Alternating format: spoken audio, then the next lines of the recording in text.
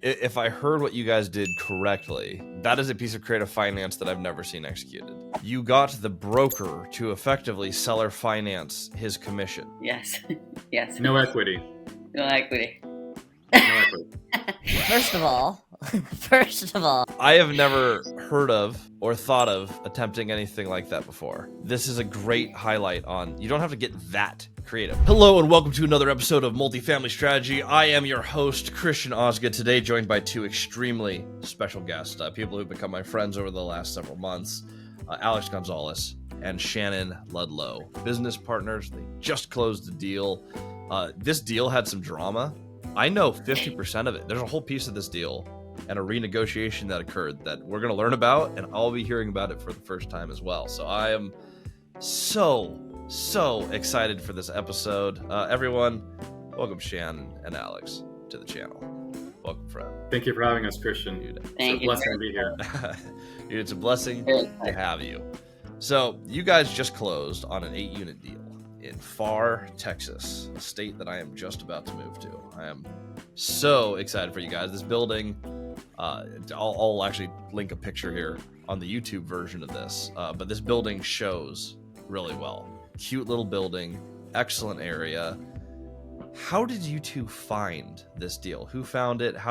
Give us some of the story of this specific deal, because I think this is a perfect example of creative finance.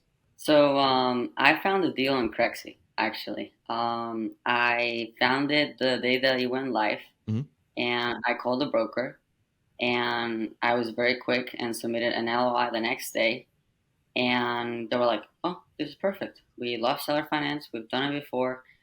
Let's just go back and forth to make whatever works for the both of us. So very at the beginning, they were just interested in working with me and gave them a reasonable price, and had some trouble getting it on the contract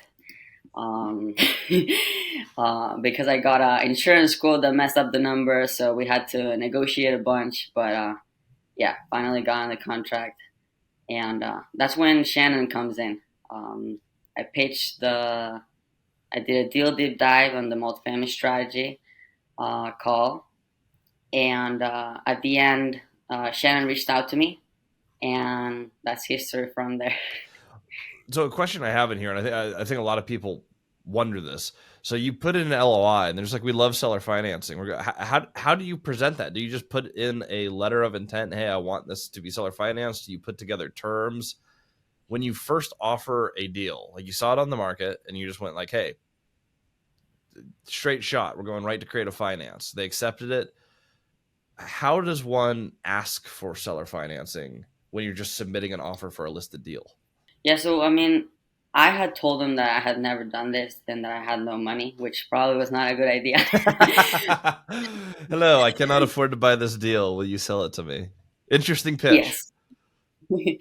But yeah, I knew what I was talking about, right? And so I told them that I had some mentors that were telling me how to do it throughout the journey. And I told them, look, if we put it on the contract, we'll have to raise this amount of money.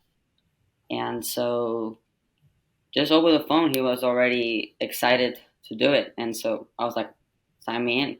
So I just underwrote it, sent the LOI, and from there we went back and forth maybe 20 times to actually get it on the contract. What was the hang up? And then I'm going to go to Shannon right after this. But Alex, what was the hang up in the deal where there was so much back and forth? Your original proposal, you said in this letter of intent, they're like, hey, we love seller financing. What was the sticking point that made this so hard to get under contract? Yes, so they were listing it for $600,000, and they wanted 25 down. And I knew, I mean, I had never raised money, so just the fact to raise 25 was kind of scary to me. And I didn't know enough about the property yet, and so I wanted to get a better price and get a down payment. And he was just not willing to get less money. And we'll get later on this episode on how we ended up getting a lower down payment. But that was the biggest issue. I was just pushing to get lower down payment and lower price. We were always we agreed on the note and the amount of the note, on the interest. The real issue here was the purchase price and the down payment. Okay, so stuck on purchase price down payment, but we love the deal. We got great terms, and in many ways, price is the best thing to win on. And I think everyone knows that, but everyone's competing for price. If you can win on terms, you can do deals that other people can't do. And so you figured out a way where you're like, okay, I got the terms. We may need to work on the price, but we have enough of a deal here to lock it up. We have the privilege of having both Alex and Shannon in the multifamily strategy mentorship group. We've actually never really had mentees on here. Like we've had Caleb Hommel, a past mentee, share some of his backstory, but that was more of like he's already built his own business. You share with the group the actual deal. Shannon, you're on one of those calls. You guys connect. Talk about it from your end now. So you're coming in. What are you bringing to the deal? Besides, obviously, I'm imagining there's some money here if you're raising money. There's a capital component. What is it that you're seeing in this deal, Shannon, where you're like, this is the one. This is the deal that I want to invest in. This is the partner that I think I want to have going into this deal. There's two big decisions as an investor. Talk a little bit about that decision. Great question. So for your viewers that are watching this on YouTube, I'm actually a little bit older than Alex is. So I'm 20 years older than Alex. But with that, I've built a career and I've got more capital to invest and to deploy.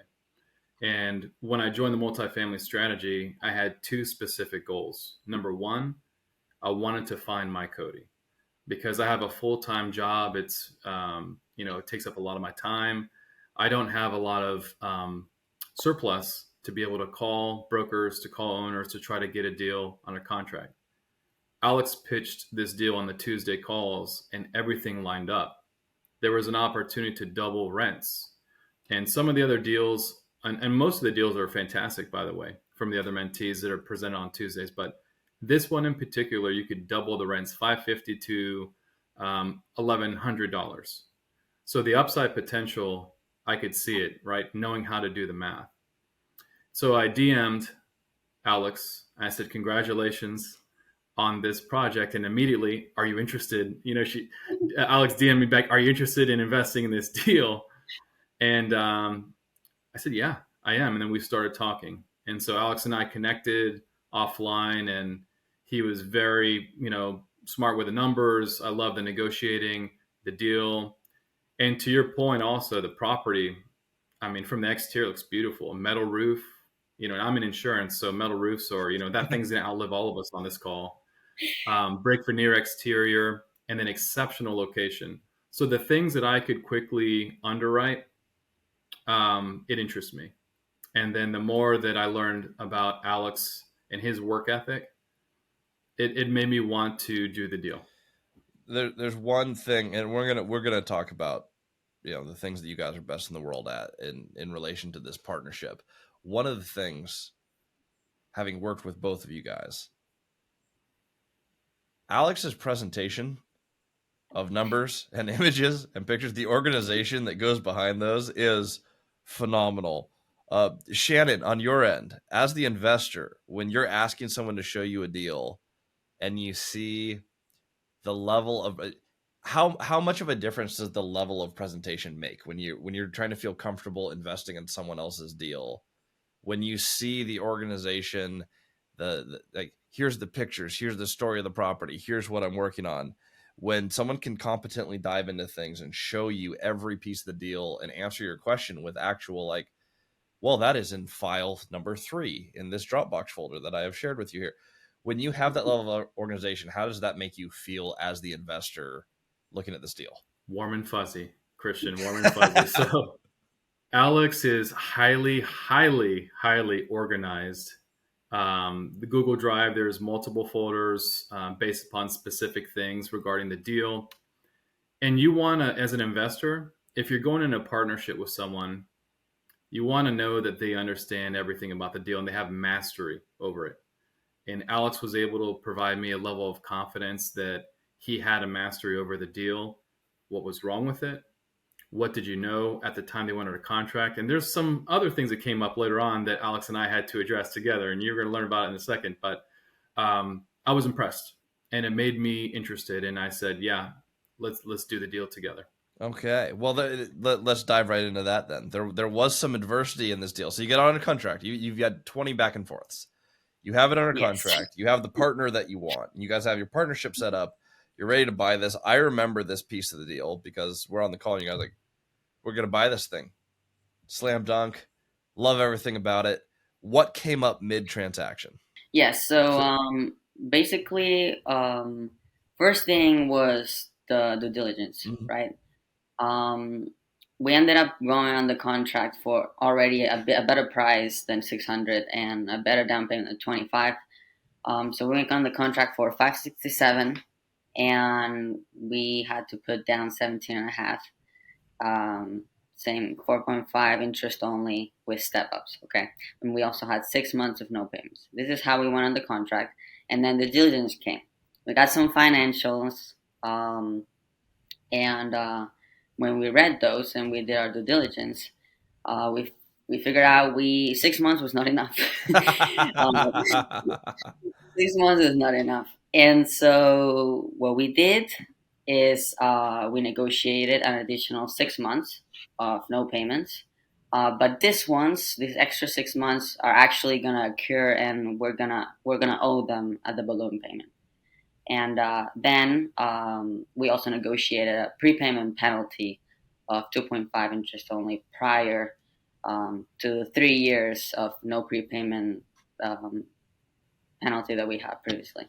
So as an investor, one of the things that I was concerned with, if I was bringing the capital, the original deal was that the owner or the seller wanted to get those monthly payments after the first 6 months for 3 years.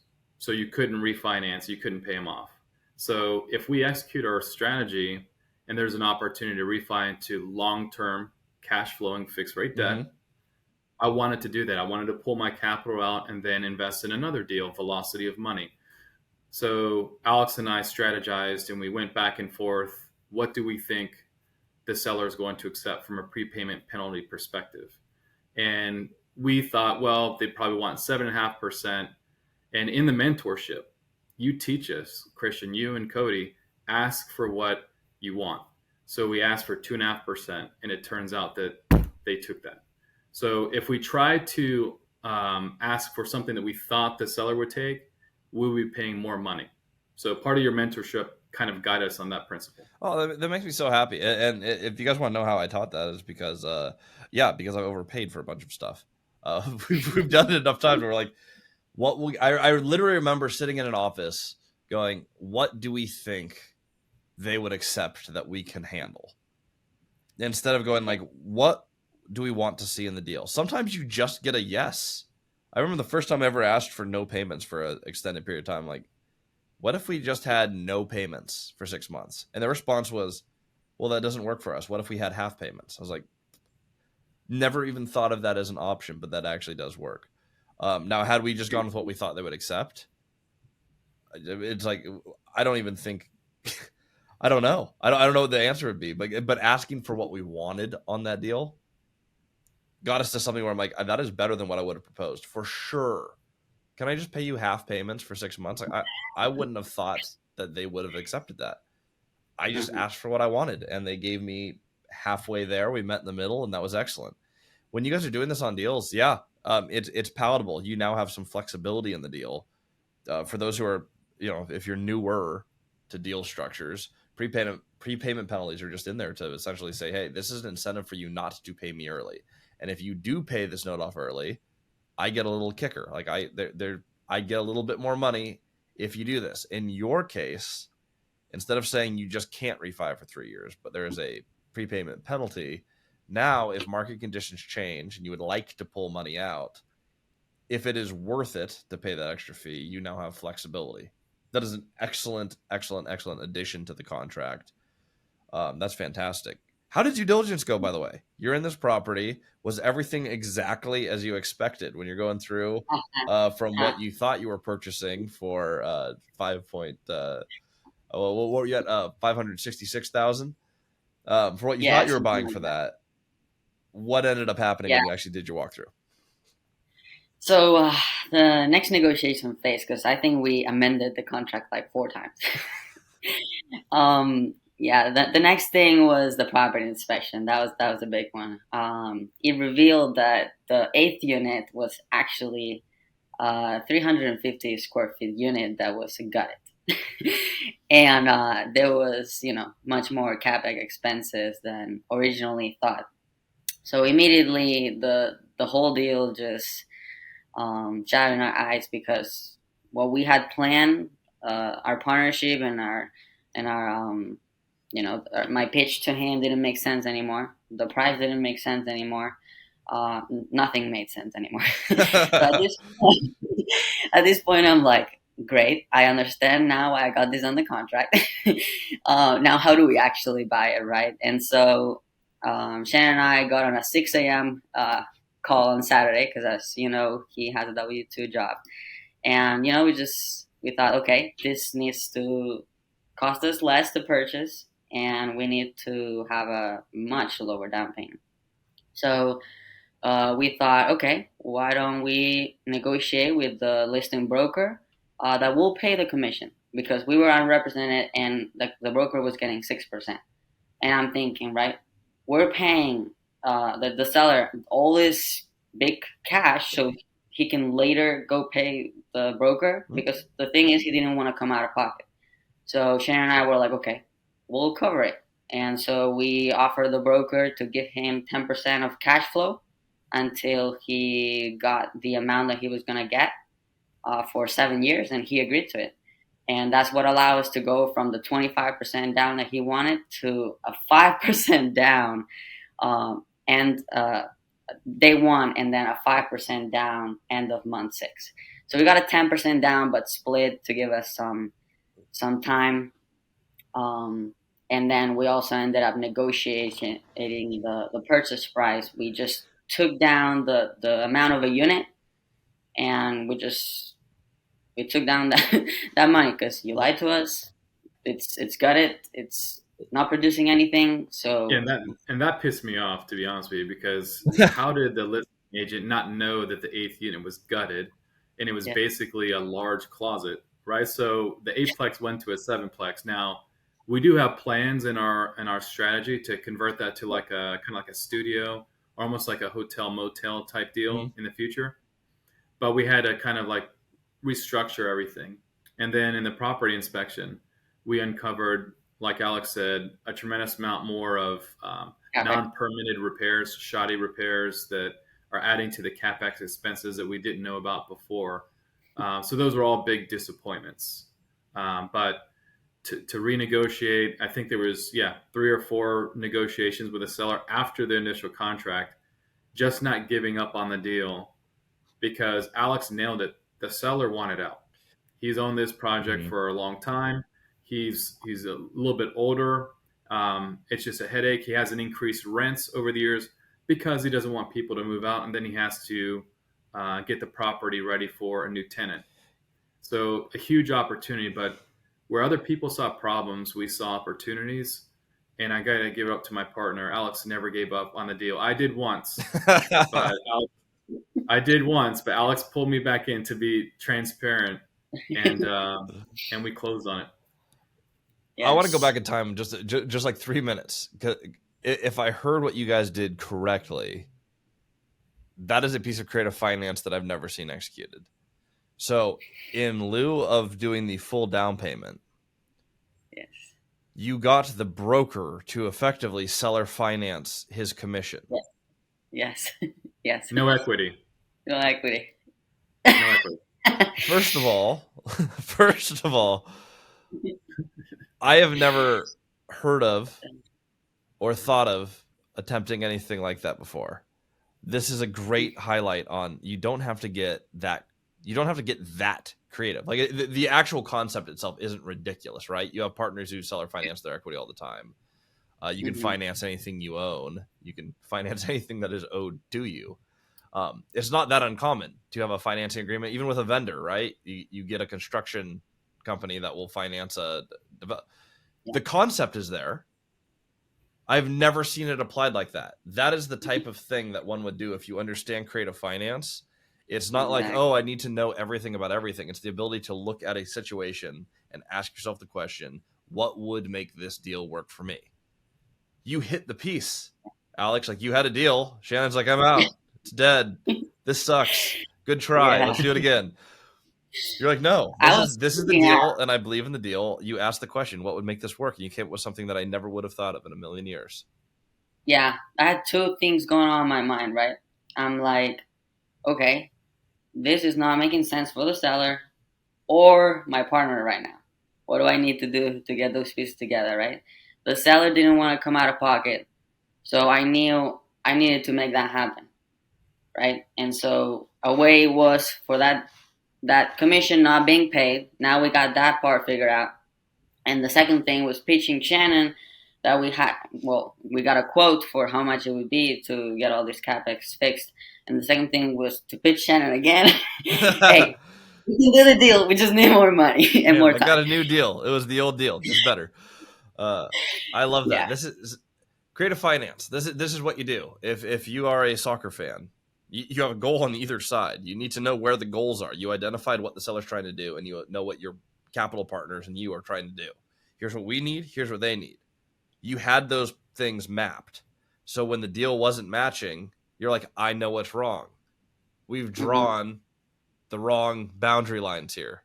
I'm just going to redraw the lines so that we have a field that works for everyone. It's genius. That's what I love about this, because all you have to do is you just have to change a couple rules. Everyone would assume, well, of course the broker has to be paid. That's a fixed. You're like, what if it wasn't? And then I love everything about this. There has not been a better example on the Multifamily Strategy podcast of creative finance. Creative finance isn't just seller financing or special contracts. It's what does it take to get the deal done? What are the objectives? And you get to write your own rules as long as all partners can agree on it and the lawyers sign off. That is a very simple fix. While very creative, it's not that creative, right? It's super simple. It's very simple, but everything that I've learned right through the course, it's not like you're saying. It's not just seller finance. It's you got to stay creative and adaptable throughout the deal. And like we were saying earlier, you got to ask for what you want. If not, you'll never get it, right? So you got to ask that broker. He could have said, "Oh hell no," right? And nothing would have happened. But you gotta ask for what you want. Otherwise, you'll never get it. Do you feel on this deal with that 8 unit that there was some level of dishonesty with the original seller or the broker? Did they? Do you feel that was something that was intentionally hidden? Yeah, definitely, 100%. We were lied to, right? We went on the contract thinking some stuff with some pictures. It turns out, we didn't even mention this, but it turns out only 2 of the units are actually as renovated as the pictures. The other ones look much more dated. A lot worse. Vintage. We'll put that nicely, dated. Yes. We were definitely lied to, and we were definitely pissed. And we let them know, right, that we felt lied to. We let them know that for the last 2 months, we thought this was the project that we were putting ourselves into, and this is another project. So now we got to renegotiate. And so, I think that us being transparent that we felt lied to allowed them to kind of be open to other renegotiations. I love being lied to. I'm serious. I love being lied to because if you're good at due diligence and you catch it, you have all the cards, right? You're like, and you can call it. You're like, I know. They can't bluff you anymore. I see your hand. I understand what happened here. This materially changes the deal. You all of a sudden have all the power in the negotiation when someone else lies. This is one of our rules of real estate. Everyone lies. It's really important to remember. There's a threshold that everyone will lie at. One of the things that I actually try to test with people is I want to see how easily that they will lie to me, because some people, and I mean everyone will lie. I've got people have gotten pissed about this. I'm like, if you had to lie to save a child's life, would you lie? Yes. Like everyone should be a yes there, right? There is a threshold in which people will be dishonest. Some people is like, if you could make 50 cents, would you lie? There's some people like, yes. I want to know what that threshold is. On this deal that the seller doesn't want the property. That they don't want to pay. You know what their objectives are. But then you find out like, hey, you guys told us something that was not true to try to get this deal done. Once you know that, the negotiating power is yours. When you pitch something crazy, like, what if I pay the broker and then you pitch the broker? hey, you guys lied to us. We'll still close it, but you're going to have to overcome this with every other seller. We're still willing to work through this. Here's what it's going to look like. That's how you get some of these crazy things done. I love when we get lied to, as long as we find it, which is why due diligence is so important. You guys did your physical due diligence. That is we don't talk about that a lot, but everyone will lie. If you can be the last one to lie and the first one to catch it, just like a game of poker, it puts you in a very, very good negotiating position, which I think you guys really did use to your advantage, which is an awesome piece of this deal. And I think as real estate investors, we kind of knew, right? Some of the due diligence, even like the T12 that we got was bogus. And that was the first renegotiation that we did. Once I looked at the numbers, some of the basic math didn't add up. So I'm like, Alex, these numbers are not making sense. I don't believe these numbers. And when we're underwriting the deal, that's why we renegotiated the additional 6 months initially to try to get more time to try to stabilize this property. And then finding out, the 8th unit is gutted and it's basically an oversized closet. All these things, we weren't shocked. We were upset. But then you have to take that information and then you execute a new strategy. You renegotiate. And that's what we did. What things in the numbers were a red flag for you? Were there any specific examples of what was not adding up? Looking at the expenses mostly, the income kind of all made sense and jive with what they provided, but it was mostly the expenses. The math didn't add up. And also, when you underwrite enough deals, you can take a look at it, just a snapshot, and know this is bogus versus looking at something that comes from like a building or portfolio where it's professionally done and it's clear and the numbers don't always end in zeros or fives. That's what we got from this guy. It looked like they hopped onto a 1997 Excel spreadsheet, popped it out in 5 minutes, and put it in front of us. Yeah, and not only that, but the broker also called me and said, he just put that so he can, get some tax benefits. So very all over the place. How easily will they lie? We know that they lied to the IRS. Yeah. We at least have that as a starting point. That should be a red flag on what they may say to us. I have seen that many times, and that's a conversation we have all the time. Like, were they honest to the IRS? No. How likely are they to be honest to us on a multi six-figure transaction? Right? There's significant money going back and forth on this deal. There's more at stake than just their taxes.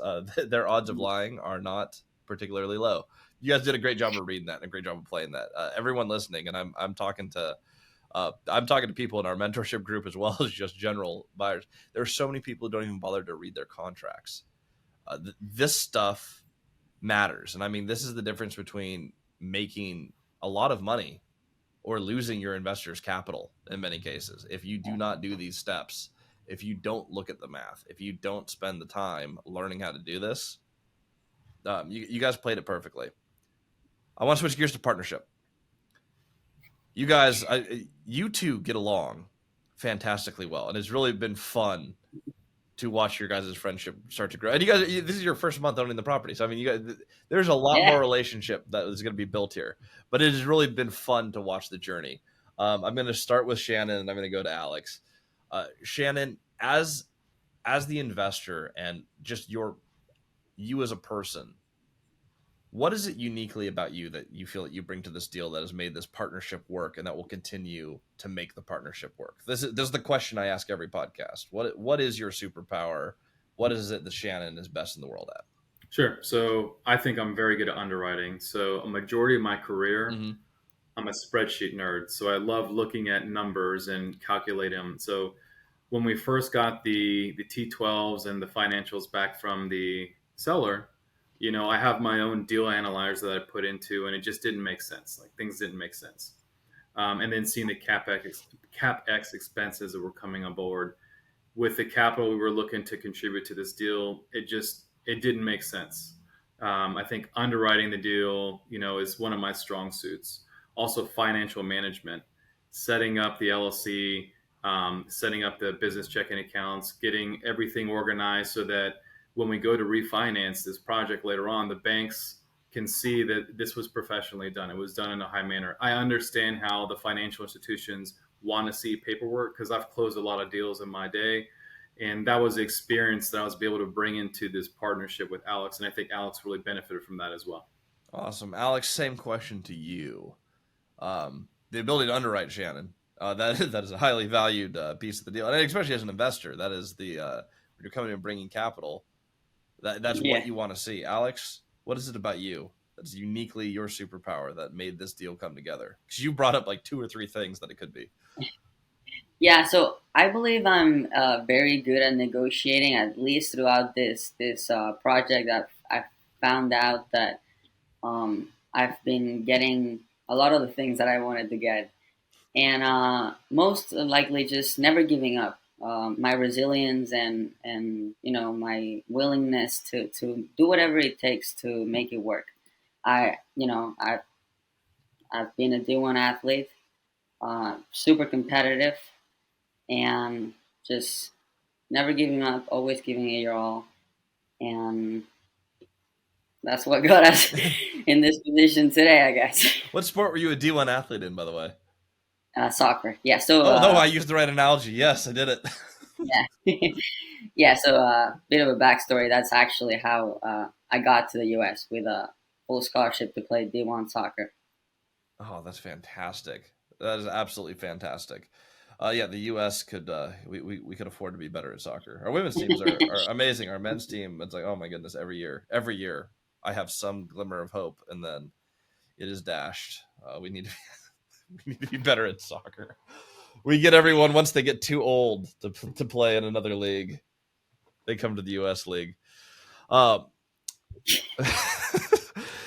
I think that has so much to do with being a competitor and being a negotiator. There is really, I think negotiation comes down to stress, like your ability to handle stress. If you can just persevere through things, negotiation, when you've done what you've already done, right? You mapped out everyone's goals. You know where you're headed. You know where the pieces are.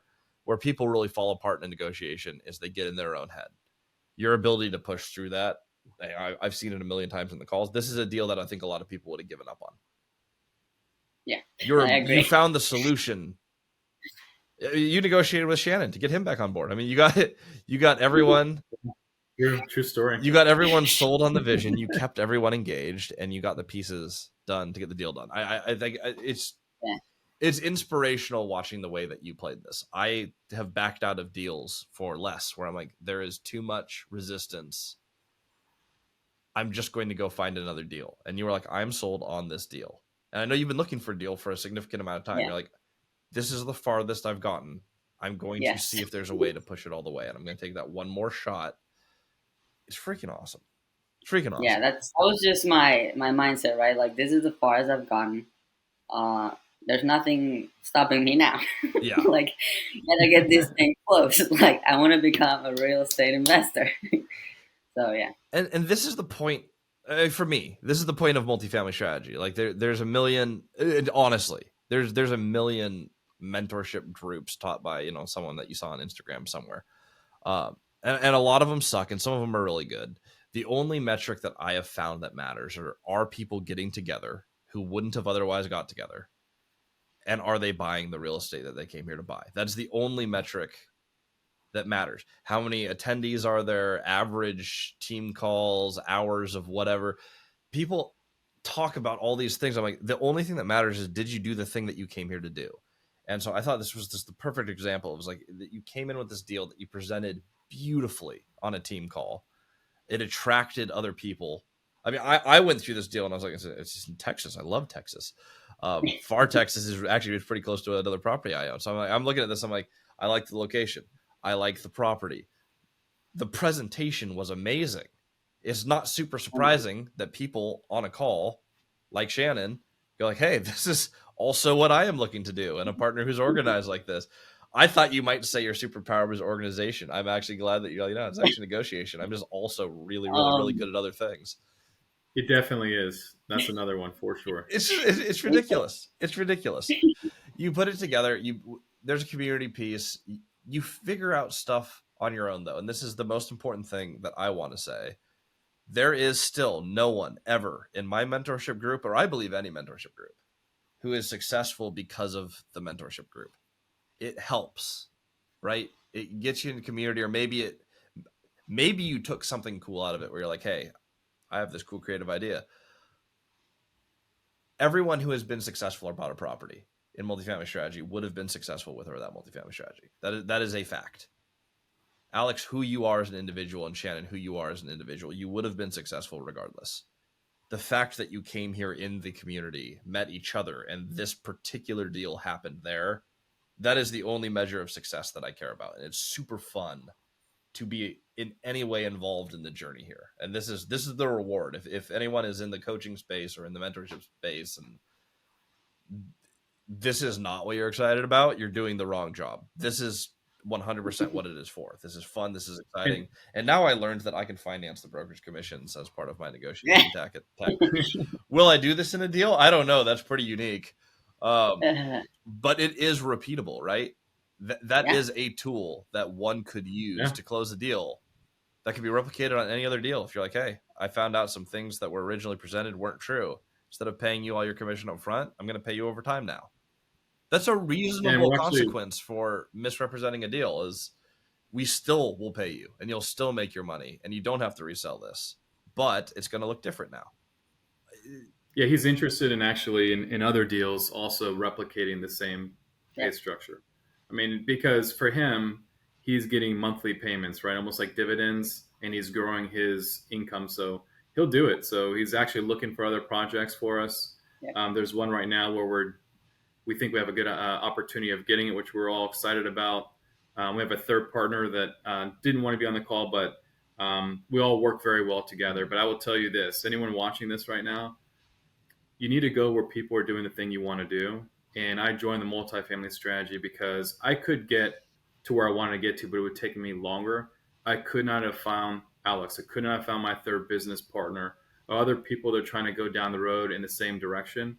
There really, truly is people that are highly interested in real estate investing, multifamily, in this community. And you guys should check it out. If you're looking to partner up with someone, it's harder to go to your friends and say, hey, do you want to invest in real estate? Because they may not know what you know. But if we're all singing or dancing to the same tune in your mentorship, it makes it that much easier, for sure. These were not paid actors. These are actual testimonial. What is the disclosure they always put on the ads that you see on the? I'm keeping it real. I'm trying to help you viewers. I'm just, actual clients not paid for their testimonial. No, it is really fun. We have too much fun. It is really fun to be a part of these and see this stuff happen. I'm so glad that this is what you guys have gotten out of the community, and it means a lot to me. That it's like, hey, you were able to do something faster than you otherwise would have. That to me is the mark that I'm trying to hit. And then we get to have conversations like this. And I think the biggest thing for me personally is that I get to learn from you guys through your transaction. Like, I had a reasonable amount of involvement with the beginning of the transaction. I didn't know at all what the changes were midway. I kept hearing like, the deal's off. The deal's on. It's an amazing story. And I'm like, what's the story? You're like, I want to share it on your podcast. I was like, okay, fine. Blackmail me. You'll get on. But it's like, it's so fun to get to be here with you guys today and just hear this whole story of like, wow, it really did. Like, it came together. It fell apart. This is how deals happen. The reason I wanted to have you guys on today is because I thought it was really important for people to hear from inside a deal with the new owners. What did it actually take to close a first deal? If you're out there and you're like, I'm feeling stuck or I've looked at a bunch of deals, these guys were there on this deal. This is a legitimate, like, they are hard. Your first deal will be harder than your other deals because you've done less negotiation, right? You now have experience where your next deal and the next deal, it does get a lot easier. You guys closed the darn deal. You did the thing. Yeah. You're now the owners. That is like, it's so exciting. Very exciting, yeah. It was hard, and it took sweat and tears. That's for sure. Next steps with a lot of early mornings and late nights, for sure. I mean, Alex and I, we probably communicated, hundreds of text messages, countless Zoom calls, but we never gave up. Mm-hmm. What does the partnership look like from here? But let me do this in 2 questions. What is the next step with the deal? You've closed now. What are the next things that you guys are doing over the next few months in stabilization? Yeah, so right now we didn't have the people on leases at all. They're just month to month paying cash. Mm-hmm. So right now we're getting our property managers to put everyone on the portal to get paying online, and then we obviously want to secure those leases. We don't want just month to month. So a couple of them we're gonna secure 6 months, so we don't have any unexpected vacancies, and then um, the other ones, one is vacant, so that one for sure is the first one that we plan to renovate to bring it to the market value.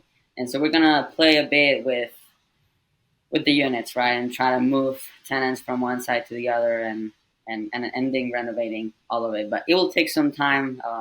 For the first year, we plan to at least renovate 2 to 3. And Shannon, what's next in your mind for the partnership as a whole? You've already alluded to another deal, but is this one where it's like, hey, we want to do a few deals together and expand into other partnerships? Is this one where you're like, hey, this is a particular partnership that we plan to grow for a long period of time? What does the actual partnership have in store over the long term? So Alex and I, when we first partnered together, we agreed to 100 units. Doesn't matter if Alex finds a deal, I'm in it. If I find the deal, I'm in it. We've basically agreed to scale to 100 units. With a third partner that we brought into this project, where our clear goal is to get a 50 before the end of 2024. That is a very doable goal, and I think we're actually going to blow past that. And the fastest way to do this, someone once told me, a 20-year-old named Cody Davis, when he came into my office, the fastest way to get to 30 units by 30 was to buy a 38-plex with him. Because that'll put me at 42. You guys are only one deal away, right? You guys have your first 8. You guys find a 42-plex. If you can't find that, there are plenty of 20-some unit buildings that you can do in 2 transactions. You guys are not a lot of transactions away from hitting that initial goal, which I'm really happy for you guys. You two are amazing. Like just as individuals, you're really amazing. Shannon's done some amazing stuff community-wise. Outside of anything in multifamily strategy, he runs his own like subgroup. It's fun when your community has community. What Shannon does is incredible. What Alex does is unbelievable. You guys are just awesome. I want to say something real quick about what you just mentioned about Shannon. Yeah. Shannon created kind of like a after call after your calls, and that's really what allowed us to find that extra capital that we were needing for the deal. So it's not only been a great way to connect all of us, but actually, look at deals together, combine thoughts, and it ended up working out great. We got this other mentee partner with us, and we couldn't be happier. He's even more organized than me, so you're gonna have to talk to him. I'm aware that was possible. I want to point out how much better Alex is than I am at organization. I did a presentation recently, and I was like, oops, typo. I got it done, but I've relied on, I can sell I'm a better salesperson than I am a organizer. So I've relied on my skills to overcome the fact that I'm literally not good at anything Alex is amazing at. Like Alex would be a fantastic partner for Christian because you are good at the things. When you put it together, I'm like, this is embarrassing. I can't teach on this because I can't do this. This is really, really good.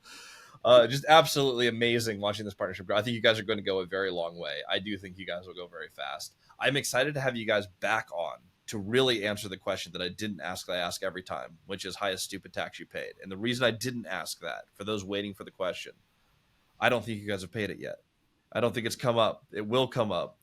But the highest stupid tax, there will be something you don't know that you don't know on the path from 8 to 100 units that will actually be kind of expensive. And how you guys handle it will be fantastic. If I can help you mitigate that, I will. But there will be, I promise, there's going to be something that happens where you guys are like, oh no. Yeah. And when you overcome that, I want that lesson on the podcast. So I'm committing, you guys committed me to getting you on this podcast and having this conversation that I have absolutely loved. I'm committing you to another episode. And you guys are going to make some mistakes somewhere. And you guys are going to share it here, and everyone's going to learn from that. And at the same time, they're going to see how much farther you are than this episode right here. Whenever that comes up, and you're like, this was hard and we overcame. It's like, man, when we're at unit 148, we did this one thing we shouldn't have done. And then we're going to go back and like, wait a second, you made a mistake, but you went from 8 to over 100 units in how long? I'm excited for that episode. We'll get that on the calendar here shortly. Very excited for you Let's two. go.